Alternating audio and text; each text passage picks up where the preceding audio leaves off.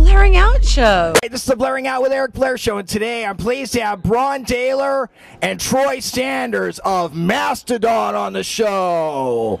How you doing, brother? 4 out of 5 stars today. Thanks for asking. When you guys first started the band, was it your vision to be progressive in your instrumentation? Well, the 4 of us agreed on writing challenging music amongst ourselves and as a band, and we wanted to write kick-ass music in the vein of like Neurosis and the Melvins and Iron Maiden, and we all got along pretty damn well. And after one day, we started talking about band names, so it kind of came together pretty smooth. What has been the highlight so far of the RockStar Mayhem tour? I think the highlight's going to be tonight, actually. There's a taco party tonight after the show that the catering people put on. I'm going to predict that's going to be the highlight. Revolver says you guys are working on a new album. Tell me about this. Revolver is a bunch of liars. We've already worked on the record. We finished the record last week before we flew out here to start the Mayhem tour. And we're going to go home in September and we're going to mix it so it sounds good. Put it in a bowl. Put it in a bowl. Everyone puts our hands in there. It's a collaborative effort. And I think it's going to come out in January of '09. So it's exciting times. What is the Mastodon view of life? Have a good time all the time. How hard has it been for you to make this band a success? The biggest obstacle has been the time that we've spent together away from our families, wives, kids. Yeah. So that's, and just overcoming that, you know, damn it, why are we doing this for so long? Well, we have this little fire in our belly that's been going for 8.5 years to get Mastodon off the, you know, out of the gutter in Atlanta and on the road to make some sort of success with our music. So that's been the obstacle. It's true, the first couple of years you guys were like sleeping on couches. Oh yeah, we slept on cat urine. Yeah, slept on cat urine. Slept on roast beef, fucked up roast beef sandwich. I mean, we, you know, people are nice enough to open their doors at their houses, but we just wake up on them some fucked up shit, man. But naked fucking clown. Really bizarre stuff, but it all makes for a good documentary at some point. I remember the first time we all thought we had success was about our 3rd or 4th tour. We actually had 50 extra bucks to get one Motel 6 room. All 4 of us and our sound guy piled in there. We all took a shower and slept on the floor and shared beds. We're like, we're doing it. We all high-fived and we're like, all right, we're getting there. That's how messed up we are. Hey, well, a little luxury goes a long way, especially when you're, you know, used to suffering. Yeah. I mean, people don't realize that in rock and roll, you do suffer for your art a lot of times in the beginning. Yeah, no one's going to come around playing this kind of music. No one's going to come around, knock on your door and say, hey guys, we want to sign you, or hey guys, Clutch wants to take you on tour. You get out there and make a name for yourself. Tell me about the collaboration with Queens of the Stone Age frontman Josh Homme. He sang on the song Colony of Birchmen. He heard our demos from our A&R guy at Warner Brothers. And he's like, wow, that's a good song. I'd like to be a part of that if those guys will let me. And we're like, well, we've respected everything he's ever done, so we sent him the tapes. He went in the studio, did some vocals on it, and sent it back. And we're like, all right, that sounds great. That works. And he's a nice guy. And they've invited us to do shows with Queens of the Stone Age, and we're friends now. Yeah, we're buddies. We like those guys. They're fun to hang out with. They're a good band. Tell me about the Siberian Divide with Cedric Bixler of the Mars Volta. We've been friends with the Mars Voltas, and we're very fond of their band. We asked them to sing on the record.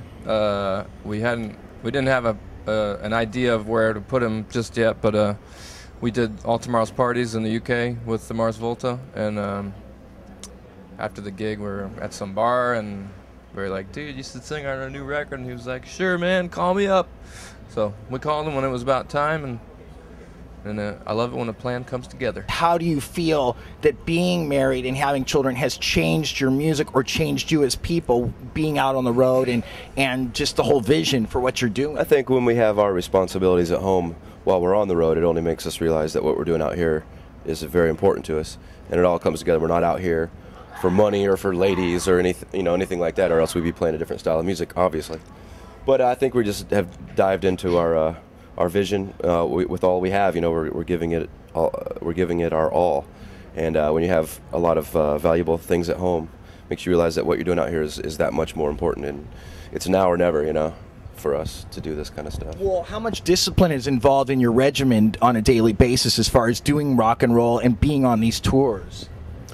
Well, it's our livelihood, so we enjoy being on tour, but you know, at the end of the day, we have a 40-minute slot on this tour. And our mission is to rock those 40 minutes as hard as possible. How would you rate the longevity of Mastodon's music? We hope that our records you know, have a place in time. And 10 years later, like I go back and listen to like Angel Dust from Faith No More constantly, for example. I hope that because it's just a classic record in my eyes amongst hundreds of others. We just try to do what we can, try to have a unique twist on our heavy brand of rock and roll, and just hope that it, you know, we do it for ourselves ultimately, but if lots of people like it, then that's great. What brings you the most peace in your life right now? Staying grounded and realizing that what the bigger picture is every day. You know, I'm a pretty simple man, so that brings me peace when everybody's cool and I'm living the dream, bro. Braun, what brings you the most peace in your life right now? Barbecuing at my house, hanging out with my woman. Well, you've got about 6 weeks to wait for that, my friend. But you know what?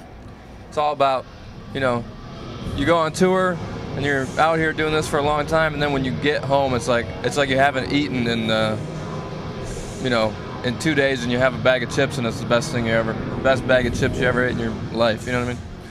Now, could you guys see doing a Blood Mountain cartoon or a movie? Yeah, those people over at Adult Swim that are located in Atlanta are a bunch of geniuses.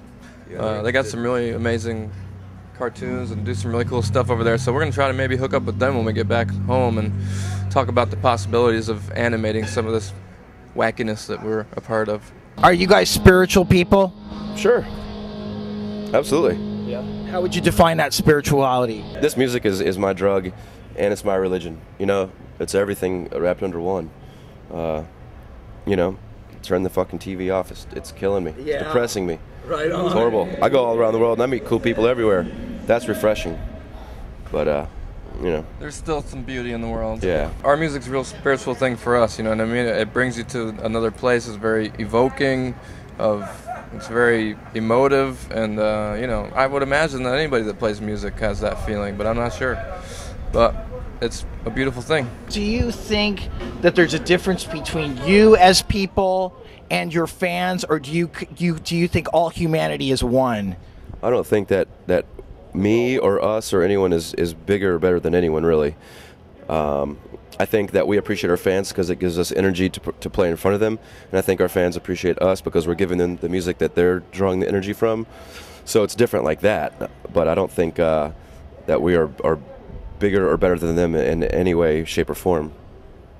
You know, and if I did feel that way, I'd hope someone would slap me down to reality. You know what I mean? I'll give you a slap. What are some hot CDs you guys are listening to right now on the bus? I'm listening to the new Mastodon. Yeah, we have been rocking our new record a lot because when we go home from this tour, we have any changes, tweaks, or things we want to do to it. So this is the 6-week cushion that we have to change anything. So as a band, we've been listening to our new record quite a bit. What is next for Mastodon? Well, we're just going to do this for this tour, hang out with Slipknot, bunch of grown men clowns jumping around like crazy fools. These guys are awesome. We're really glad they invited us on this tour, actually. Very it's glad. a lot of fun. It's, we're friends with all these guys out here, so it's nice to see everybody again. It's a good time. It's a traveling circus of men. And we're gonna go home. I'm going to the beach when I get home. Where do you live? What beach do you live near? I don't live near any beach, but I live in Atlanta, Georgia. But we shoot down to Florida. Oh, okay. It's pretty quick and easy. My wife's parents live down there, so we go down there, hang out at the beach. Yeah, we're gonna all go to the beach in September. We're doing this whole RockStar Mayhem thing. After we finish the record. We got to finish the record, mix it in September, go to the beach. October, we go to Europe with a 4-piece from Los Angeles called Slayer. Tommy and the Slayers. Go over, do the Slayer tour until Christmas, come back, open presents. And then January, the record should come out, and then we'll be punishing the world all over again. And life just doesn't get any better for Mastodon right now, does it? It does not. I'm going to build expanding my carport at home. So I'm going to do that. One of those family things. Yeah, dude. Nice. Mow the lawn. There's not. I imagine there must be nothing like in the world like having a career and actually knowing that you can support your wife and kids doing what you love. It's a nice feeling, but you don't know. It's the rock and roll thing is pretty unstable, you know. So you just try to be as smart as you can about it, you know. But yeah, it's taken a long time for us to get to this point, and it could be stripped away tomorrow. So there's no guarantee in this, in anything really, but especially this. We're happy to be where we're at. We worked hard for it. but this shit could all disappear. But I guess we just don't take this shit for granted, I guess is what I'm trying to say. Yeah. Troy, Braun, it's been good having you on the Blaring Out with Eric Blair show. You guys rock. Thank you for having us. No problem. All right, Blaring Out with Eric Blair show with Mastodon. Signing off.